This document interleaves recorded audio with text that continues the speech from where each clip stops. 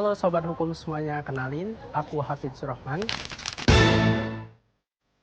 Pada video kali ini, kami akan menjelaskan mengenai materi terminologi hukum asing, spesifikasi pada pembahasan hukum acara perdata. Kali ini kami akan membahas 5 istilah asing, yang dimana masing-masing istilah akan dijelaskan oleh teman-teman saya yang keren luar biasa. Yang pertama, itu ex officio. Ex officio berasal dari bahasa Latin, yang artinya berdasarkan jabatan. Dalam konteks hukum, ex officio ini merujuk pada kewenangan yang melekat pada suatu jabatan atau posisi tertentu tanpa adanya permohonan permintaan dari pihak lain. Konsep ini telah digunakan sejak era hukum Romawi kuno hingga berkembang di berbagai sistem dunia, termasuk sistem hukum common law dan sistem hukum perdata civil law. Karena kita membahas dari segi hukum acara perdata, dalam konteks hukum acara perdata, ex officio ini merujuk pada suatu tindakan atau keputusan yang diambil oleh seorang hakim atas inisiatifnya sendiri dalam memutuskan suatu perkara, tanpa adanya permohonan permintaan dari pihak yang berperkara. Jadi dapat dikatakan di sini, ex officio itu hak istimewanya seorang hakim dalam memutuskan suatu perkara demi tegaknya suatu keadilan dan mencapai suatu kepastian hukum. Tapi yang harus ditekankan di sini nih teman-teman, bahwasanya ex officio harus tetap berpegang teguh pada prinsip legalitas dan hakim tidak boleh bertindak sewenang-wenangnya dari hukum yang ada.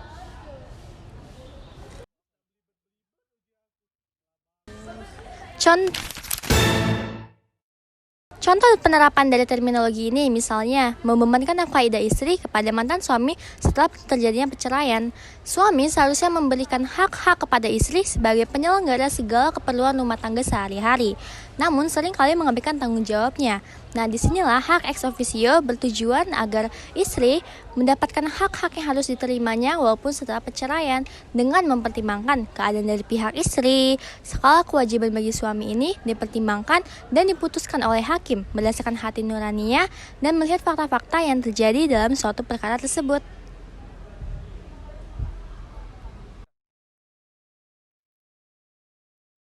Saya, Aura Natasha,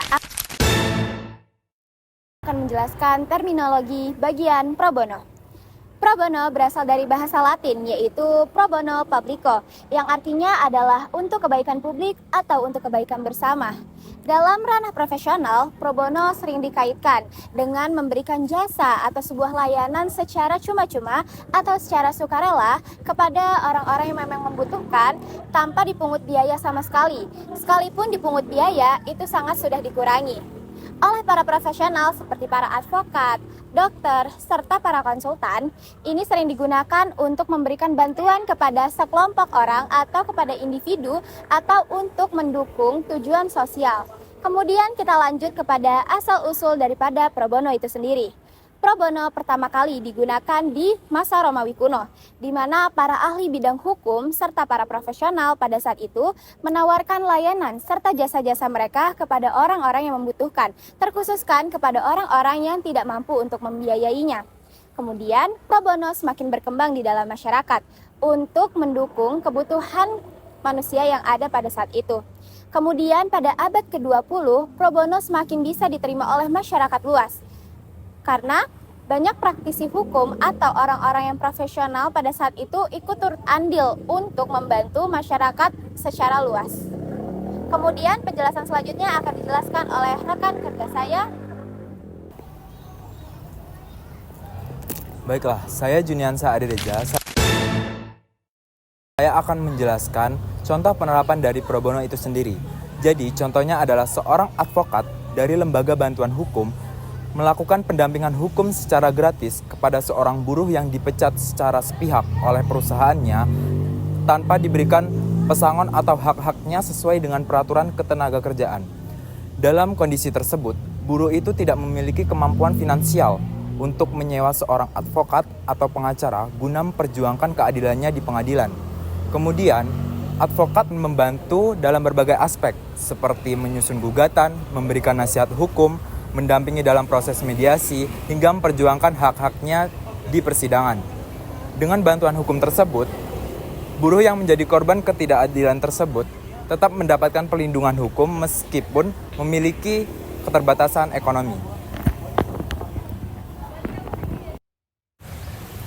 Halo, aku Muhammad Raihan Firzi.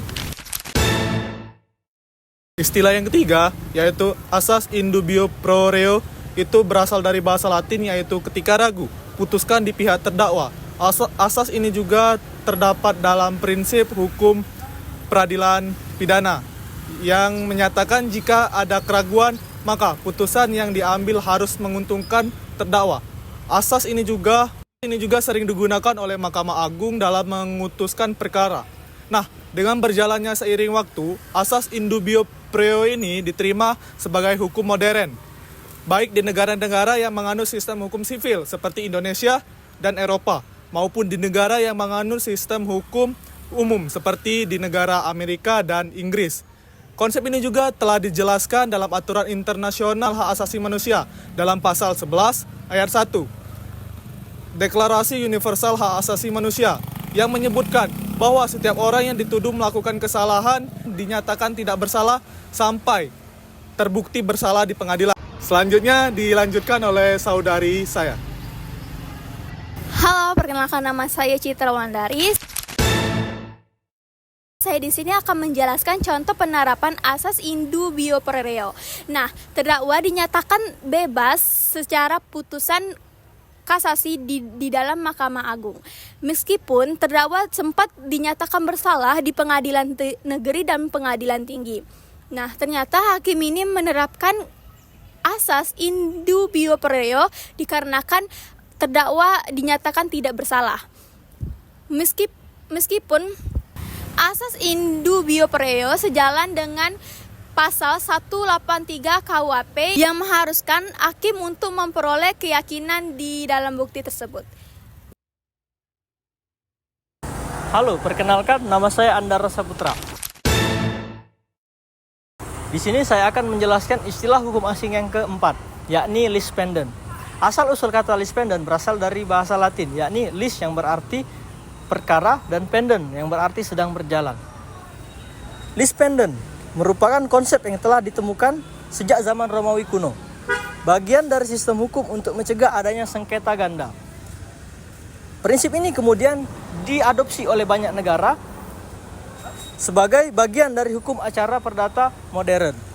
Makna lis pendens dalam hukum acara perdata, lis pendens merujuk pada situasi di mana suatu perkara sedang dalam proses persidangan di pengadilan, sehingga tidak dapat diajukan kembali ke pengadilan lain. Prinsip ini bertujuan untuk mencegah terjadinya putusan yang bertentangan dalam kasus yang sama. Halo Sobat Hukum, kenalin nama saya Sutriadi Arfa. Oke, jadi setelah kita mengenal apa itu lis pendens dan juga makna dan asal-usul dari istilah lis pendens yang telah dipaparkan oleh teman saya, yakni Andara Saputra, selanjutnya kita akan mengenal apa contoh dari penerapan lis pendens itu dalam kehidupan sehari-hari. Nah, lis pendens ini dapat kita temukan dalam kasus permisalan seperti Raihan dan Radi itu terlibat di dalam kasus persengketaan tanah, yakni perebutan kepemilikan tanah. Nah, Raihan itu mengajukan gugatan ke Pengadilan Negeri Jakarta. Nah, namun secara tiba-tiba Radi itu mengajukan gugatan perkara yang sama, namun ke Pengadilan Negeri Bandung. Jadi pengadilan yang berbeda seperti itu. Nah, dengan tujuan si Radi itu akan dapat mendapatkan putusan yang lebih menguntungkan daripada si Raihan, seperti itu teman-teman. Nah, dalam kasus ini prinsip lis pendens itu akan diterapkan.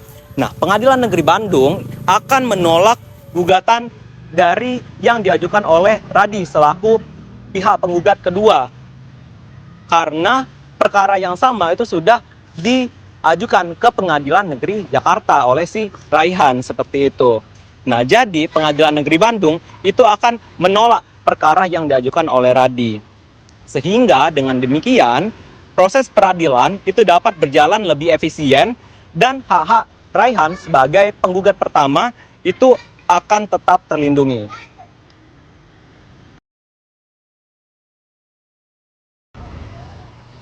Perkenalkan, nama saya Radhi Pratama. Akan menjelaskan tentang terminologi contempt of court. Contempt of court itu berasal dari bahasa Inggris, dan contempt of court itu juga lahir dari sistem common law yang ada di Inggris. Pengertian dari contempt itu sendiri adalah suatu tindakan yang merendahkan atau tidak hormat, sedangkan court itu artinya adalah pengadilan. Maka dapat disimpulkan bahwa contempt of court adalah suatu tindakan yang tidak hormat atau merendahkan pengadilan, dan tindakan ini bisa mengganggu jalannya suatu pengadilan. Baiklah, selanjutnya akan saya serahkan pada rekan saya.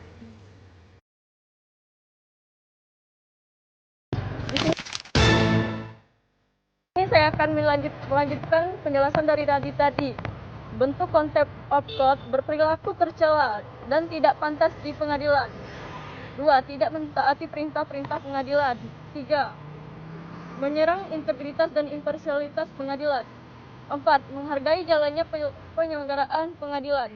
5. Perbuatan-perbuatan tercela yang terhadap pengadilan dilakukan dengan cara pemberitahuan publikasi. Contoh penerapan konsep ini terjadi apabila seseorang diketahui mengganggu jalannya perintahan pengadilan, menolak menjawab pertanyaan pengadilan tersebut, apabila dipanggil sebagai saksi memberikan komentar di depan umum mengenai kasus pengadilan, padahal diperintahkan untuk tidak melakukan atau melontarkan komentar yang merendahkan atau pengadilan lain, hakim dan lain sebagainya.